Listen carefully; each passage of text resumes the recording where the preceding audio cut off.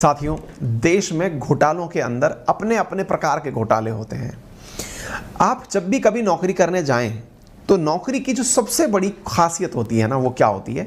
आप कोई भी कंपनी में नौकरी करें, कहीं भी सरकारी नौकरी करें, सरकारी नौकरी के अंदर कहते हैं कि केवल एक जो सबसे बड़ा सुकून होता है वो ये कि जब आप रिटायर्ड होते हैं तो रिटायर होने पर आपको सरकार पेंशन देती है और साथ में ढेर सारा पैसा देती है। ढेर सारा पैसा और पेंशन, ये दो सबसे बड़े वो आधार हैं जिसकी वजह से आपके घर वालों ने आपको लगातार इतनी रात को भी पढ़ने के लिए बिठा रखा है। वो आपको सरकारी नौकरी के लिए मोटिवेट ही इसलिए कर रहे हैं कि बेटा पढ़ो दबा करके, क्योंकि जब तुम बूढ़े हो जाओगे, हमारी एज में पहुंचोगे, तब तुम्हारे पास पेंशन होना जरूरी है और पैसा मिलना जरूरी है। आप पूछेंगे सर ये बात क्यों बता रहे हो। मैं इसलिए बता रहा हूं क्योंकि जो पेंशन का पैसा होता है ना, जो इकट्ठा होकर मिलता है, प्राइवेट नौकरी में भी वो मिलता है और प्राइवेट नौकरी में मिलने वाले इसी पैसे को पीएफ फंड कहते हैं, प्रोविडेंट फंड के नाम से जानते हैं। आप पूछेंगे ये क्या होता है, अभी बताते हैं। हिंदी है इसकी भविष्य निधि। साथियों, जब आप नौकरी कर रहे होते हैं ना, तो आप अपनी नौकरी में से, अपनी तनख्वाह में से कुछ पैसा हर महीने कटवाते हैं। क्यों कटवाते हैं? इसलिए कि साहब जिस दिन मैं रिटायर होऊंगा, इसी पैसे को मुझे आप उस समय मेरी पेंशन के रूप में दे देना, ब्याज समेत मिलाकर के मेरे पैसे को आप लोग पीएफ फंड के रूप में दे देना।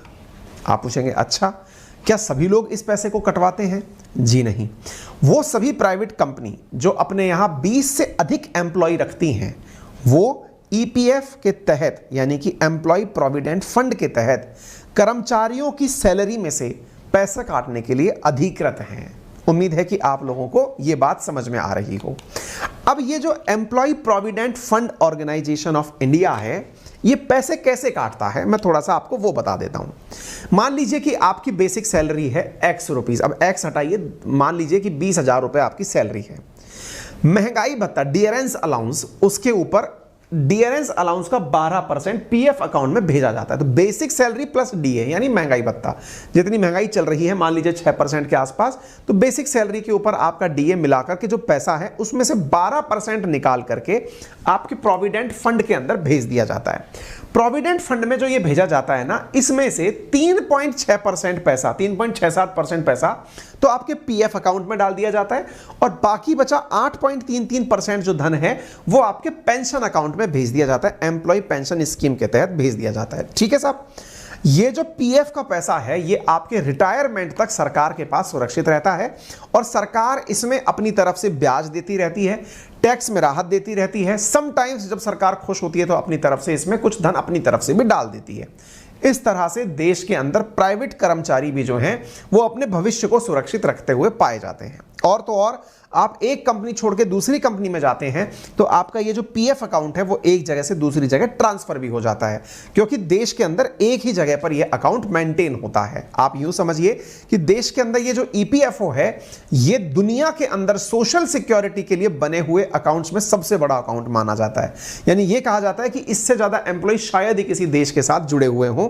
इस प्रकार से भारत के अंदर कर्मचारी भविष्य निधि संगठन यानी एम्प्लॉय प्रोविडेंट फंड ऑर्गेनाइजेशन काम करता है। ठीक है, आज हम क्यों पढ़ रहे हैं? हम इसलिए पढ़ रहे हैं, हाल ही में ईपीएफओ के अंदर 1000 करोड़ का स्कैम उजागर हुआ है।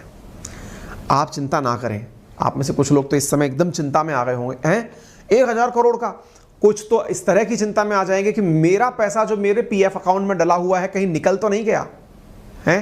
तो ऐसी स्थिति में वो जो टेंशन आपके मन में आ रही है उसको फिलहाल के लिए तो निकाल दीजिए, क्योंकि सरकार उसकी व्यवस्थाएं कुछ ना कुछ कर लेगी। पहले ये समझिए कि यहां फ्रॉड हुआ क्या है।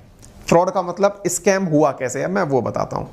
आज आपके पीएफ अकाउंट में मान लीजिए कि आप एक कर्मचारी हैं और आपके अकाउंट से पैसा कट रहा है लगातार और पीएफ के रूप में ईपीएफओ के अंदर जमा होता जा रहा है। साथियों, प्राइवेट कर्मचारी चाहे वो कोई सी भी कंपनी के हो, वो इस प्रकार के पीएफ अकाउंट्स लेकर मैनेज करते हैं।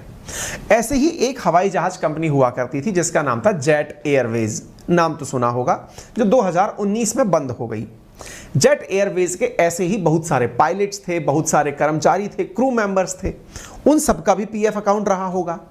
उन सबकी भी तनख्वाहों में से इसी प्रकार से, क्योंकि पायलट की तनख्वाह बहुत अच्छी होती है, तो उस बहुत अच्छी तनख्वाह में से लाख मतलब लाखों में होती है, ऐसी स्थिति में उसका भी 12% कट के वहां जाता होगा। अब चूंकि कंपनी बंद हो गई 2019 में, तो आप में से जैसे बहुत से जिज्ञासु लोग, जैसे आप में से बहुत से लोगों को यह नहीं पता होता कि एक कंपनी छोड़ के दूसरी में जाते हैं तो पीएफ अकाउंट ट्रांसफर करने की आप एप्लीकेशन दें तो वो वहां से वहां शिफ्ट हो जाता है, कंपनी उस नंबर को लेकर के आपका पैसा डालना शुरू कर देती है। लेकिन बहुत से लोगों को इस बारे में अवेयरनेस नहीं होता, उन्हें लगता है कि मैं उस कंपनी में था तब तो मेरा पीएफ कटता था, पता नहीं इस कंपनी में कटेगा या नहीं। हर जगह कटेगा यदि वो कंपनी 20 से अधिक एम्प्लॉय रखती है तो, ठीक है।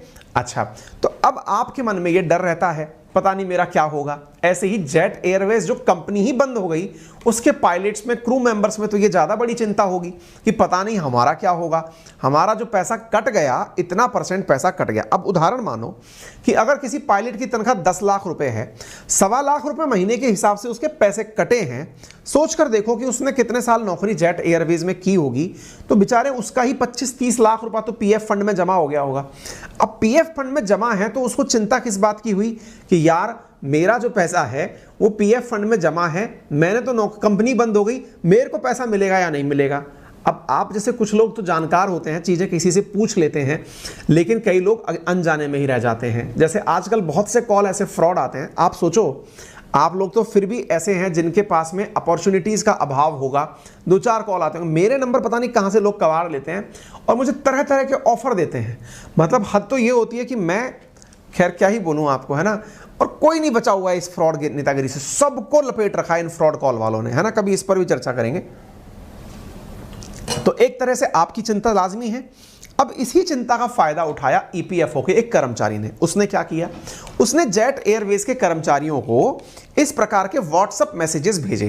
क्या व्हाट्सएप मैसेजेस भेजे कि सर सुनिए, आपके अकाउंट का इतना पैसा था, आपका अकाउंट के पैसे का क्या करना है, आप एक काम करिए, आप मुझे कोई अकाउंट नंबर दे दीजिए या तो वहां पर पैसा ट्रांसफर कर देंगे। अब ऑब्वियस सी बात है, ईपीएफओ का कोई कर्मचारी है, और ईपीएफओ का कोई कर्मचारी है तो ऐसी स्थिति में उसे अपने पैसे, ईपीएफओ का कोई कर्मचारी तो उसके पास जानकारी तो पूरी है, और जेट एयरवेज के कर्मचारी को लालच है कि मेरा पैसा मिल जाए। दोनों की तरफ बन गई ना।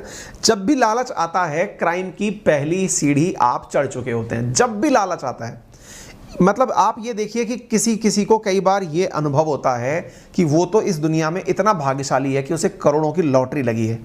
आप ये मानकर चलिए कि आप कतई भाग्यशाली नहीं है, तभी जाकर के इस फ्रॉड की दुनिया में आप बच पाएंगे।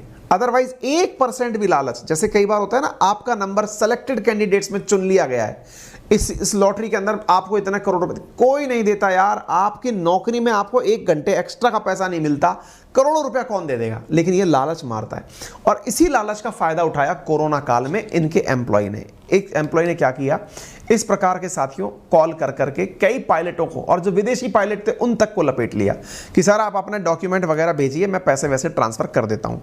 इस बीच में मैं ईपीएफओ के पास में आपकी जानकारी साझा कर दूं, और ईपीएफओ की जानकारी ये है कि ईपीएफओ देश के अंदर एम्प्लॉय प्रोविडेंट फंड है, जिसकी स्थापना एक्ट के तहत 1952 में की गई थी। ये मिनिस्ट्री ऑफ लेबर और एम्प्लॉयमेंट के द्वारा रन किया जाता है, दुनिया का लार्जेस्ट सोशल सिक्योरिटी ऑर्गेनाइजेशन है। ठीक है, इतनी जानकारी आप इसके बारे में तथ्यात्मक रूप से जानकारी प्राप्त कर लीजिए। ठीक है, ये घटना शुरू हुई 2019 में। लोगों ने साहब सुन सुन करके इनको पैसे भेजने शुरू कर दिए। अब क्या होता है कि ईपीएफओ के सेंट्रल बोर्ड ऑफ ट्रस्टीज के सदस्य थे जिनका नाम था प्रभाकर बानसूरे। आप सोचें, सेंट्रल बोर्ड ऑफ ट्रस्टीज मतलब कि एक प्रकार से सबसे ऊपर का जो व्यक्ति है ना, उस व्यक्ति ने दिमाग लगाया कि यार इन सबको ढांपा जाए। जनरली होता क्या है कि ईपीएफओ का पैसा लोग रिटायरमेंट में पूछते हैं जब बेचारे बूढ़े हो लेते हैं, लेकिन यहां तो साहब ये नए नए नवयुवकों को पकड़ रहा था, और इसने भाई साहब नियमों का उल्लंघन करके उनके पैसे उड़ाने शुरू कर दिए। जो जेट एयरवेज 2019 में बंद हो गई, उनके लोगों का पैसा इसने निकालना शुरू किया। जानकर आश्चर्य होगा कि ये लगभग 1000 करोड़ रुपए का घपला कर चुका है। उस पैसे को निकाल करके ऐसी जानकारी बाहर निकल कर आई है। ठीक है, जब ये जानकारी बाहर निकल कर आई, लोगों ने इसके बारे में लोगों से चर्चा करना शुरू किया। जेट एयरवेज के कर्मचारियों ने अपनी बातें रखना शुरू करी। केवल जेट एयरवेज ही नहीं, इसने और भी बहुत सारे लोगों के फर्जी अकाउंट बना करके पैसे निकालने शुरू कर दिए। कई बार किसी और कंपनी को फेलियर कंपनी, अब जैसे मान लो कि कोई कंपनी है जिसके पास पहले तो एम्प्लॉय थे, अब वो फेल मार गई, तो उस फेल मार गई कंपनी को पैसे रिफंड कराने के लिए जाली कंपनी बना ली और उसके पैसे जाली कंपनी में ट्रांसफर करा दी। कह रहे कोरोना काल में इसने 1000 करोड़ के आसपास का चूना लगाया है। अभी कितना सही कितना गलत है ये तो जांच करने के बाद ही पता चलेगा, क्योंकि इस घटना में सीबीआई जांच की मांग हो चुकी है। देखना होगा कि क्या हो गए परिणाम। फिलहाल के लिए मैंने ये अपडेट आपसे साझा किया, उम्मीद है कि आपको थोड़ी बहुत अवेयरनेस आई होगी। अभी अधूरी अवेयरनेस इसलिए मानकर चलिए इसे, क्योंकि आगे की राह पता नहीं है, किसी को और क्लैरिटी ऑफ थॉट नहीं है। आप अब इस न्यूज़ के बारे में कुछ भी जानकारी मिलेंगी तो उन्हें समझ पाएंगे, देख पाएंगे, मैं ऐसा मानता हूँ। ठीक है, बढ़ते हैं आगे की तरफ। सेशन को लाइक एंड शेयर करते रहिए। इतने हमारे साथ जुड़कर पढ़ना तो यूज़ माय रेफरल कोड अंकित 10। इस कंटेंट की पीडीएफ मेरे टेलीग्राम चैनल अंकित अवस्थी सर, जिसके नाम से एक वेरीफाइड अकाउंट है टेलीग्राम पर, उस पर आपको कंटेंट मिल जाएगा। इंपॉर्टेंट जानकारी यहाँ पर प्राप्त कर लीजिए। फिलहाल के लिए आप लोगों के लिए जो यूपीएससी और एसएससी कैटेगरी है, यहाँ पर जो 20% का अनलॉक 20 ऑफर चल रहा था, इसे 31 तारीख तक बढ़ा दिया गया है।